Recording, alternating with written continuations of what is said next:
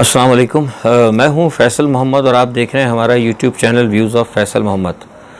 कल इमरान खान के जो बयानात थे और जो उनका एक अहम इशू था, उन्होंने जो आर्मी चीफ़ के हवाले से उन्होंने बयान दिया था और उसके बाद जो भी सूरत हाल डेवलप हुई है वो बड़ी अहम है और अहमियत की हामिल है। मैं उस पर आता हूँ, लेकिन उससे पहले मैं कुछ लोगों ने, बहुत सारे दोस्तों ने और बहुत सारे साथियों ने जो हमारे फॉलोअर्स हैं और जो देखते हैं मेरे, उन्होंने ये कहा था कि फैसल साहब, ये जो पाकिस्तान में बढ़ती हुई महंगाई और ख़ास तौर पर जो बिजली के बिल हैं और जो मुसलसल बिल बढ़ते चले आ रहे हैं और लोगों की अब हालत ये हो गई कि लोग बिल दे नहीं पा रहे और लोग जो है ख़ुदकुशियों की तरफ जा रहे हैं। और कई जगह आपने देखा भी होगा कि लोग जो है बिल लेके जाते हैं और जब उनको पता लगता है कि उनका बिल कम नहीं होगा तो उनको हार्ट अटैक भी हो गया। और जाहिर सी बात है वो बिजली कट जाती है, फिर उसके बाद दोबारा लगाना जाए। असल में कहने का मकसद ये कि जो इशू है ना इस वक्त बिजली का, वो लोगों के लिए, वो कहते हैं कि महंगाई में हमें जो सबसे ज़्यादा मारा है वो बिजली के बिलों ने मारा है। क्योंकि एक औसत कमाई वाला शख्स अगर वो 15,000 रुपये बिल देगा और वो किराए के मकान पर रहता है तो वो किराए भी देगा और फिर 15,000 बिल देगा तो कहाँ से गुजर करेगा। तो इलेक्ट्रिक का जो इशू है ना, इस वक्त पाकिस्तान में सबसे बड़ा इशू है। इसलिए मैं आपको थोड़ा सा यहाँ बता देता हूँ कि देखिए, ये जो बिजली का जो मसला पाकिस्तान में पैदा हुआ है, ये पैदा किया है खुद जानबूझकर, और ये किया है आपकी साबिका हुकूमतों ने। हुआ ये था कि बेनज़ीर के दौर में, पुराने आज से 10, 12, 15 साल पहले, इन्होंने बिजली की फराहमी के हवाले से इन्होंने कुछ गैर मुल्की जो हैं सरमायाकार उनके साथ बात की थी और उसमें कुछ इंडिपेंडेंट, कुछ यहाँ के लोग भी थे, लेकिन मिल मिला के उन्होंने कोई पावर जो है, पावर हाउस या पावर प्रोजेक्ट का जो है कि उन्होंने यहाँ पे लगाया। और वो उनसे बात ये हुई थी कि भाई वो यहाँ पर बिजली बनाएंगे और हमसे बिजली ख़रीदेंगे। लेकिन ये जो बनाए गए थे, वैसे देखने में अगर आप देखें तो बात तो बहुत अच्छी है कि भाई ठीक है, हमने प्राइवेट सेक्टर को ठेका दिया, बाहर के लोगों को वो आएँ और बिजली बनाएं। लेकिन सवाल ये पैदा है, जो बिजली बनाने के जो ठेके दिए गए थे इसके अंदर नेक नियति नहीं थी, बल्कि ये सारा काम जो है पाकिस्तान को एक तरीके से मज़ीद माशी मुसीबतों में फंसाने के लिए एक बैनुल अक़वामी चाल थी। अच्छा, अब उसमें हुआ क्या, ये मैं आपको बता दूं कि जो IPPs है उनके साथ ये जो सौदे किए हैं लोगों ने, बेनज़ीर वगैरह ने और नवाज शरीफ ने, ये सबसे बड़े आपके दुश्मन हैं। मेरी समझ में नहीं आता लोग जो इनको दोबारा कहते हैं उनको, मैं तो यकीन करें जो इन्होंने काम पाकिस्तान में किए हैं, बुनियादी तौर पर अगर आप हकीकत में उन चीज़ों को जाने तो इनकी तो शक्ल देखना भी लोग गवारा ना करें, यानी इनको लोग पसंद भी ना करें कि इनकी शक्ल नजर आए। ये इस कदर कि इन्होंने एक मुल्क को नुकसान पहुँचाया है।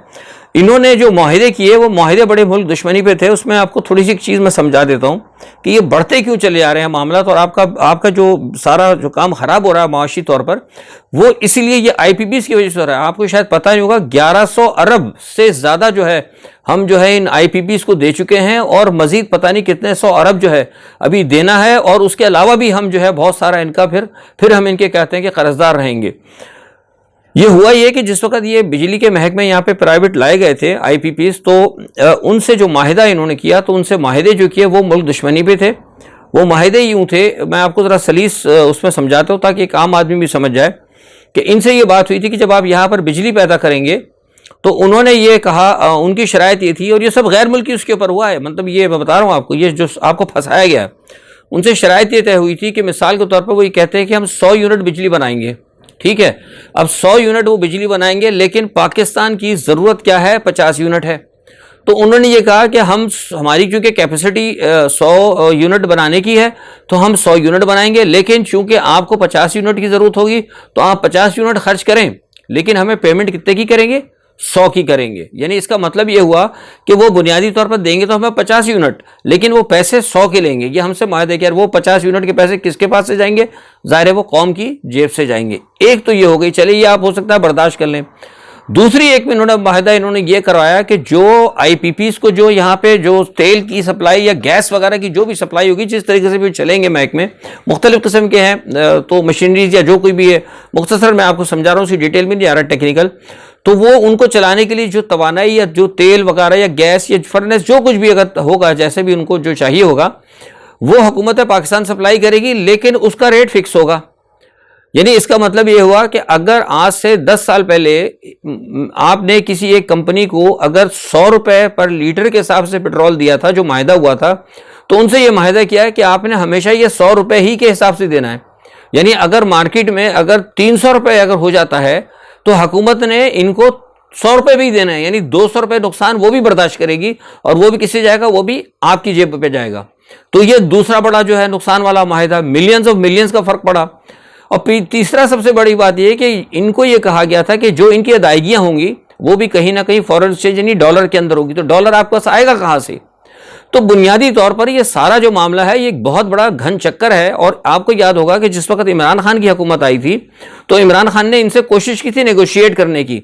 बुनियादी तौर पर जो लोग कहते हैं ना कि वो आपने आग लगा दी वापडा के दफ्तर को जाकर, मैं आज आपको बताऊं कि वापडा के दफ्तर को आग लगाने की जरूरत नहीं है, कोई फायदा नहीं। बुनियादी तौर पर कौम को अगर पकड़ना है तो इन IPPs वालों को पकड़ें। अगर कौम को खड़ाना तो इनके खिलाफ खड़े हों, इनके जो लेके CEO से लेके जितने नीचे तक के लोग हैं इन सबको यहां से रफू चक्कर करें, इनको इनसे बात ये करें, इनके दफ्तर वगैरह सब उठा के तबाह कर दें। ये तो बुनियादी तौर पर पाकिस्तान को तबाह कर रहे हैं, ये असल में तबाही के जिम्मेदार हैं। इमरान खान की जब हुकूमत आई थी इमरान खान ने भी मजबूरन इनसे मुआहदे की थे क्योंकि मुआहदे आप कर चुके थे लेकिन फिर भी जब इमरान खान की हुकूमत आई तो इमरान खान ने इनसे निगोशिएट करने की कोशिश की। आपको याद होगा जब इमरान खान की हुकूमत थी तो इतनी लेट लोड शेडिंग जो थी नहीं हो रही थी, ना इतनी लेट लाइट जाती थी, कहीं ना कहीं तक बिजली के बिल भी जो कुछ ना कुछ जो आपको सब्सिडी वगैरह दे दिला के मामला कंट्रोल चल रहा था। लेकिन चूंकि अगर इमरान खान की हुकूमत होती और इमरान खान अगर मेजॉरिटी में होते तो वो फिर कोई कानून बनाकर कोई बिल पास करके कुछ भी करते, इनको कहते भी निकलो यहां से, हम आपको नहीं कर सकते या कुछ नहीं, तो कम से कम इमरान खान की अगर असेंबली में अक्सरियत होती तो वो एक को कानून बना के इन सबका ऑडिट कराते। अगर इनका आप ऑडिट करा के देखें कि इन्होंने आपसे कितना पैसा लिया तो पाकिस्तानी ये तो सफेद हाथी से भी ज्यादा आपके लिए खतरा साबित हो रहे हैं, तो पाकिस्तान को लूट कर खा गए ये लोग। और सारे का अच्छा फिर मजे की बात ये होती है कि जो IMF वगैरह से जो पैसा मिलता है, IMF वगैरह के अंदर भी कुछ लोग हैं वो ये कहते हैं कि जनाब जब आपने जो हम आपको पैसे दे रहे हैं वो तो पैसा रखना होता है खजाने के अंदर, लेकिन अगर आपने कहीं देना है तो पहले इन IPPs को जरूर दें, क्योंकि इन IPPs के साथ जो कनेक्शन है वो कहीं ना कहीं फॉरेन कंट्रीज का है। यूं आप दूसरे अल्फाज में समझ लें कि ये जो IPPs हैं इसमें तो हैं बहुत सी मियां मंशा वगैरह के भी हैं, लेकिन और जो लोग हैं उनके शेयर्स जो हैं वो कई फॉरेन जो बड़ी बड़ी कंपनीज हैं उनके भी शेयर्स हैं। तो बुनियादी तौर पर एक तो पैसा भी देते हैं वो हमें कर्ज के ऊपर और फिर हमें बताते भी कि अपने पहले किसको देना है। तो ये एक बहुत बड़ा घनचक्कर है और ये जानबूझकर किया गया है सिर्फ इसलिए कि पाकिस्तान को तवानाई के बहरान में मुब्तला किया जाए। जैसे कि हमेशा मैं आज से गुज़िश्ता कई साल पहले कहता रहा था कि असल में जब भी किसी मुल्क को या किसी कौम को जब आपने अगर बर्बाद करना होता है तो वहाँ पे सबसे पहले जो उसकी माशी तरक्की को गिराया जाता है। और माशी तरक्की को गिराने के लिए 2-3 चीज़ें होती हैं। एक तो ये कि वहाँ पर सियासी अबतरी हो जाए और दूसरे की इकनॉमिकल सिचुएशन ख़राब की जाए। और इकनॉमिकल सिचुएशन ख़राब करने के लिए 2 चीज़ें बहुत होती हैं, एक सियासी टर्मोइल और दूसरी आपकी जो है तवानाई की। जब आपकी तवानाई की ज़ाहिर बंद हो जाएगी तो ज़ाहिर हालात ख़राब होंगे। अब बिजली महंगी होती जा रही है, जिस तरीके से आपको बिजली मिल रही, कारखाने आपके बंद हो रहे हैं। जब कारखाने आपके बंद होंगे, जब सारी चीज़ें आपकी ख़त्म हो जाएंगी और ऊपर से अब सैलाब आ गया, सैलाब की वजह से 40 अरब डॉलर का आपको नुकसान हो गया। अब आप मुझे बताइए, पाकिस्तान बुनियादी तौर पर ज़रूरी मुल्क है। ये जो आपके जो पीपल्स पार्टी वाले या सारे लोग थे जिन्होंने क्या किया, इन्होंने सारे के सारे इदारे उठा के प्राइवेटाइज कर दिए और वो सारे के सारे जितने जागीरदार और वडेरे थे इन्होंने अपनी ज़मीन पे और पंजाब में सब जगह इन्होंने हाउसिंग सोसाइटीज़ बना दी। तो आपके पास तो अब ज़रूरी ज़मीन तो है नहीं, ज़रूरी ज़मीन तो आपस रही कोई नहीं। और जो प्राइवेट इदारे थे जो कुछ सनती पैदा करते थे उसके अंदर भी आपने हाउसिंग स्कीमें बना दी। तो अब सवाल ही पैदा है, तो अभी जो सैलाब आया पाकिस्तान में और जो 40% जो इस वक्त पूरा आपका जो मुल्क डूबा हुआ है, तो आप मुझे बताइए कि अभी किधर से आएगा? आपके पास चावल कहाँ से आएगा, आटा कहाँ से आएगा, चीनी के लिए गन्ना कहाँ से आएगा? ऑब्वियसली आपको ज़ाहिर इंपोर्ट करना पड़ेगा, ज़ाहिर बाहर से लेना पड़ेगा। बाहर से लेने के लिए फिर आपको डॉलर चाहिए, वो आपके पास है नहीं। तो नतीजा क्या होगा? नतीजा होगा कि पाकिस्तान का कहत रहेगा, जिसकी कि मैं 6 महीने से पहले बार बार कह रहा था। तो बुनियादी तौर पर ये जो सफ़ेद, ये जो हमारी जो हुकूमतें बैठी है ना साबिका, इस मुल्क को तबाह करने के लिए मैं बार बार कहता हूँ, ये जो PDM जो है ना आपका, PDM का टोला और ख़ासतौर पर मुस्लिम लीग और ये क्या कहते हैं पीपल्स पार्टी, ये दोनों इनके फर्स्ट से लेकर 3rd टियर तक ये इनको ख़त्म कर देना चाहिए पाकिस्तान की सियासत से, इनको बिल्कुल टोटल एलिमिनेट कर देना चाहिए। इन्होंने तो मुल्क का बेड़ा गर्क कर दिया है। तो आज इसलिए मैंने आपको बताया कि ये जो बिजली के बिल है, ये इसका एक वाहिद ही तरीका ये है कि अब कौम खड़ी हो और कौम ये वापडा के दफ्तर चलाना, एक के इलेक्ट्रिक के दफ्तर है, वो क्या करेंगे? क्योंकि उन्होंने बिजली तो उनसे खरीदनी है। माहिदा कि ये तो जितने यहाँ पे CEO हैं उनके ऊपर से लेके जितने इनके दफातर हैं, सबको उठा के ख़त्म करके भगा दे। और अगर करना है तो उनसे कहना, अगर बात करनी है, अगर हमें यहाँ पे कारोबार करना है आपने, तो फिर अवाम के साथ बात करें, अवाम की मफाद के अंदर हमारी जो कैपेसिटी है, जितनी हमारी आमदनी है उस हिसाब से बात करें। यही जो है बिजली की कंपनियाँ जो आपको IPPs यहाँ पे इतनी महंगी आपको बिजली दे रही है, कोरिया वगैरह दूसरे मुल्कों में आप यकीन करेंगे 3.5 रुपये 4 रुपये के हिसाब से दे रहे हैं ये उनको बिजली, 3.5 या 4 रुपए। अभी मेरे पास मेरा वीलॉग लंबा हो जाएगा, मैं टेक्निकल बताऊंगा ही। तो वो उनको 4-4.5 रुपए पे दे रहे हैं। हमारे पास जो है ये बिजली यहाँ पे कबड़ी 30-30, 40-40, 45-45 के ऊपर, क्योंकि ज़ाहिर है हुकूमत इतना जब दे देती है पैसा अपने पास से, तो फिर वो आपकी जेब से निकालती, ये टैक्स लगा दो, फलाना टैक्स लगा दो, इधर से निकाल दो। आपने देखा होगा बिजली का बिल होता तो तकरीबन 8,000 का है, लेकिन उसके ऊपर टैक्स लगा के वो तकरीबन को 30,000 का बना देते हैं। तो ये है, जुल्म बहुत बड़ा हो रहा है। और ये असल में एक सबसे बड़ी जो प्रॉब्लम है, जो बहुत सारे लोग कह रहे थे कि हमें बताएं कि बिजली के बिल की क्या वजूहात है, क्यों ये मतलब वापडा कम नहीं करती। तो असल मैंने आपको ही सूरत हाल बताई। अच्छा, अब दूसरी आप बात जाते हैं थोड़ा सा ये पाकिस्तान की। देखिए, इमरान खान के हवाले से मैंने आपको जो बात बताई थी, इमरान खान ने जो कल एक बयान दिया था वो बयान बड़ा अहम था। और मैंने कल आपको अपने वीलॉग में बात कही थी कि जिस वक्त ये गुजरांवाला के लिए निकले थे जलसे से, तो उस वक्त उनका प्लान था गुजरांवाला जलसे के हवाले से बहुत ज़्यादा कोई उन्होंने एक सोची हुई थी बात। लेकिन चूंकि पीछे से कुछ पैगाम रसानी हुई और मैंने बताया था कि कुछ लोगों से मुलाकातें भी हुई थी, वो अमेरिकन का भी मैंने बताया था आपको आए हुए हैं, और उनसे भी कुछ राब्ते शाब्ते हुए। तो बहरहाल वो मामला उनसे कहा गया कि भाई अफाम व तफहीम से करें। अच्छा, उस वक्त इनको ये कहा गया था इमरान खान को कि ठीक है, आप अगर आप इस तरह कर लेते हैं तो हम इस बात की गारंटी देते हैं कि इस पर जो है थोड़ा सा आपको रिलैक्स मिलेगा। किसकी तरफ से? इदारों की तरफ से भी रिलैक्स मिलेगा और हुकूमत की तरफ से भी आपको रिलैक्स मिलेगा। और हम कोशिश करेंगे कि जैसे ही ये कुछ मामला जो है मामलात को आगे लेके चला जाए। तो लिहाजा उस पस मंज़र के अंदर इमरान खान ने उस चीज़ को देखते हुए, क्योंकि बेसिकली इमरान खान जो है वो को पाकिस्तान के अंदर कोई बिलावजी कोई हालात ख़राब नहीं करना चाहते, कोई खाना जंगी या कोई ऐसी चीज़ पैदा नहीं करना चाहते। तो उन्होंने अपना प्लान बदल दिया। उन्होंने कहा ठीक है भाई, हालात ख़राब है, उनको कुछ चीज़ों की ब्रीफिंग दी गई, उनको बताया गया कि मुल्क के हालात इतने ख़राब हैं और ये पोजीशन है। तो जाहिर सी बात है, जो मुल्क दुश्मन अगर उनकी जगह का राज कहीं कोई मियाँ नवाज शरीफ जैसे लोग होते और किसी फौजी के साथ अगर कोई उनकी मुखालफत हो रही थी और मियाँ नवाज शरीफ के साथ इतने अगर लोग होते तो कहते थे, मियाँ नवाज शरीफ कहते हैं लगा दो अदालतों को भी आग, लगा दो तमाम कैंपों को भी आग, सारी छावनियां वनियां सब जला दो। लेकिन यहाँ मियाँ नवाज शरीफ नहीं है, यहाँ पर इमरान खान है, एक समझदार लीडर है। तो उन्होंने कहा ठीक है, सही है। लेकिन कल जब ये बात सारी कर दी गई, तो क्योंकि बीच में भी कुछ लोगों ने गारंटी दी थी कि भाई उधर से भी मामला होंगे, लेकिन हुआ ये कि उन्होंने तो कल इमरान खान ने कह के एक पेशकश कर दी कि ठीक है जनाब, अगर ऐसी बात है तो हम इसको एक्सटेंशन इसको करवा लें, आप जब तक नई हुकूमत आती है वाकई करें। क्योंकि जैसे मैंने कहा था, इसमें तो इमरान खान का फ़ायदा ही है ना, कि वो ये कहते थे कि भाई मतलब चोर चकार लोग जो है मतलब ना लेके आए, आर्मी का एक मसला है, मेरिट के ऊपर है, नई हुकूमत आएगी। अगर इस्तेहकाक अगर है, मिसाल के तौर पर लोग कहा जाता है, बार बार लोग कहते हैं इस्तेहकाक जो है वज़ीर आज़म का है, तो ठीक है भाई नया वज़ीर आज़म रख ले, तो बात सही है। लेकिन हुआ ये कि इसके फ़ौरन बाद जो है कुछ दूसरी तरफ से ना कुछ थोड़ी सी नरमी दिखाई गई। मतलब ये कि अभी तक उसको कहलवा तो दिया गया इमरान खान से, लेकिन अभी तक उसकी जो है पीछे से जो है ना मामला जो है कुछ गड़बड़ हुए। वो ये गड़बड़ हुए कि जो ताकतवर हल्के हैं उन्होंने अभी इसके ऊपर कोई रिस्पॉन्स नहीं किया। और न सिर्फ उन्होंने खुद भी रिस्पॉन्स नहीं किया, बल्कि उन्होंने हुकूमत से भी कह दिया कि आप इस पर कोई रिस्पॉन्स ना करें।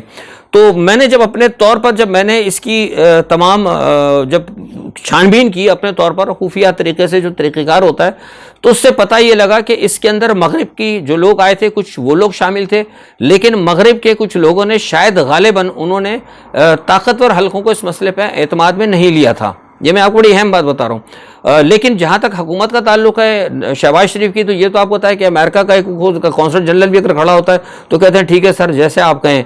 लेकिन जब इनको उधर से कोई जवाब नहीं मिला ताकतवर हल्कों की तरफ से, तो फिर इन्होंने भी अभी तक कोई जवाब नहीं दिया। लेकिन बुनियादी तौर पर जो नज़र आ रही है सूरत हाल, वो नज़र ये आ रही है कि इमरान खान की जो एक अहम पेशकश थी, मैंने मेरे नज़दीक बिल्कुल सही है, बिल्कुल ठीक थी बात, अकॉर्डिंग टू द सिचुएशन बिल्कुल ठीक थी। लेकिन मुझे लगता है कि इमरान खान से ये बात कहलवाने के बाद फिर खामोशी से उन्होंने इसको देखने की कोशिश की और उसको खामोश हैं। अच्छा, न सिर्फ खामोश हैं बल्कि हुकूमत ने कोशिश की है कि इमरान खान की इस पेशकश को कि जो पेशकश इमरान खान ने की है, इस पेशकश से इमरान खान की पोजीशन को ख़राब किया जाए और ये कहा जाए कि जनाब ये तो उन्होंने यू टर्न ले लिया, कल तक तो बाजवा के ख़िलाफ़ थे।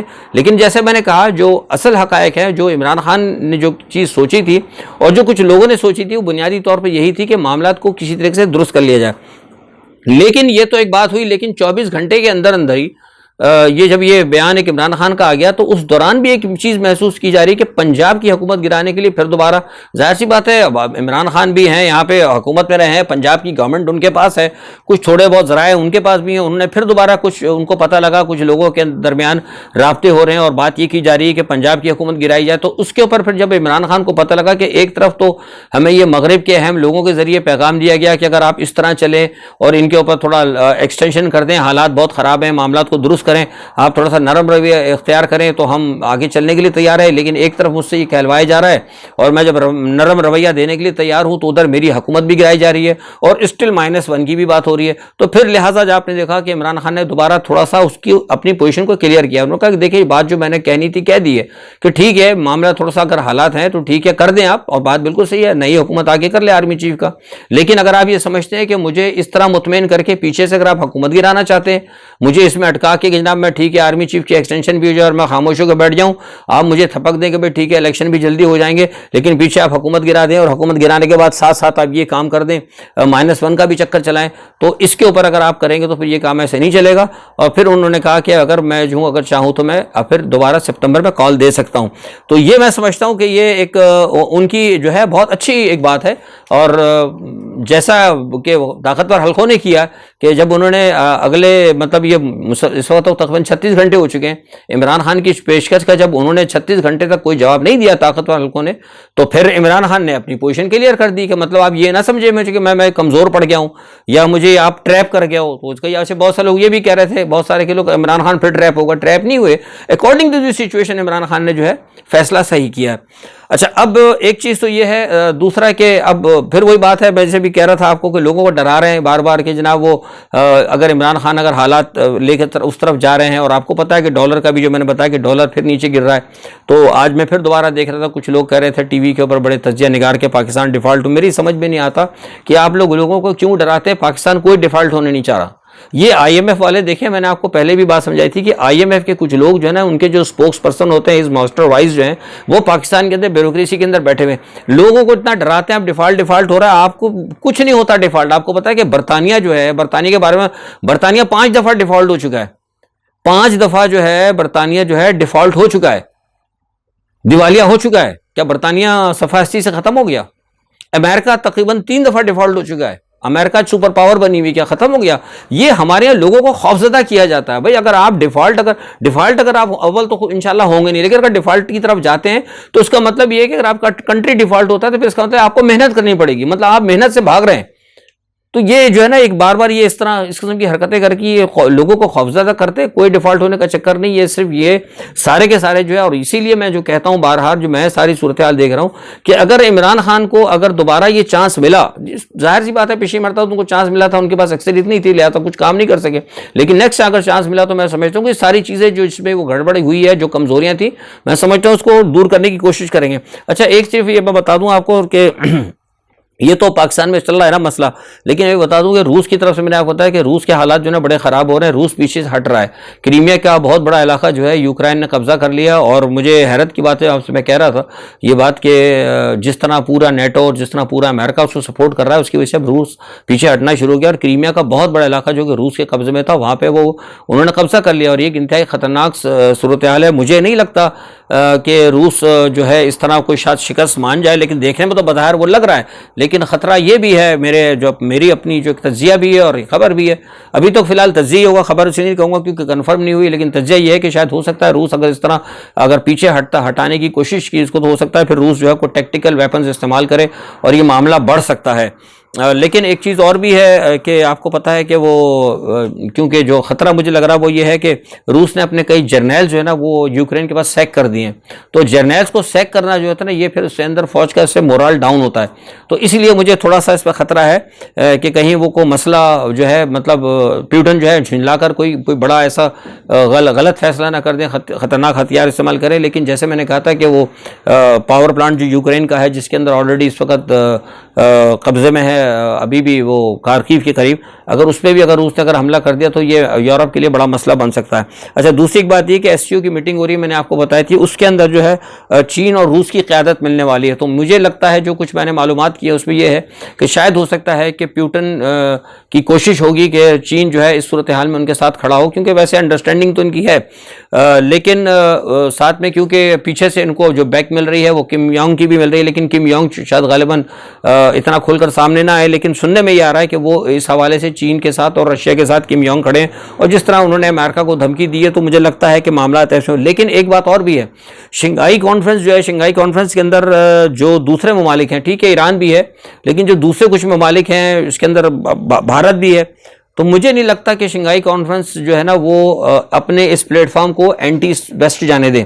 तो जो लोग कह रहे हैं, बहुत से तज्जिया निगार, सारे बड़े बड़े अखबारात में भी बात छप रही है कि एससीओ की कॉन्फ्रेंस में जो है रूस और चीन जो है फिर अमेरिका के हवाले से या यूक्रेन के हवाले से जो जंग चल रही को बड़ा फैसला करेंगे। मुझे लगता नहीं है, क्योंकि इसके अंदर और दूसरे ममालिक भी, ठीक है ईरान है, अमेरिका भी चाहे, वो हो सकता है तुर्की भी कहीं आपके साथ आ जाए, अजरबैजान वगैरह एसेट्रा एसेट्रा, लेकिन मुझे लगता नहीं है कि इस किस्म की कोई बात हो।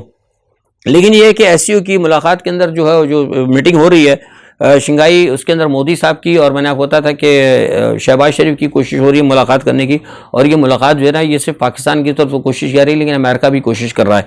तो देखिए क्या होता है। दूसरा एक बात और ख़तरनाक बात यह कि अक़वाम मुत्तहिदा का भी आज इजलास हुआ है। अक़वाम मुत्तहिदा में ईरान के खिलाफ जो है इसराइल और अमेरिका बहुत बड़ा महाज बना रहे हैं। तो मुझे लगता है कि इधर एक तरफ रूस को इधर शिकस्त होने लगी, इधर के कुछ मामला हल्के हो रहे हैं, उधर चीन और उधर का जो ताइवान का मसला चल रहा है, और इधर ये जो है अक़वाम मुत्तहिदा के ईरान के खिलाफ जो महाज बनाने की कोशिश की जा रही है, क्योंकि अगर अक़वाम मुत्तहिदा के थ्रू अगर कोई बात हो जाती है तो इसका मतलब है कि ईरान पर हमला जो है पक्का है। तो ये वही बात आ रही है दोबारा मैं जो आपसे कह रहा था कि दुनिया के अंदर बड़ी जंगें, बड़ी तब्दीलियां, लेकिन पाकिस्तान में आप देखें कि वही है कि जनाब आर्मी चीफ रहेगा या जाएगा, मैं फैसला करूंगा या आप फैसला करेंगे। हकीकत में फैसला आपने ही करना है।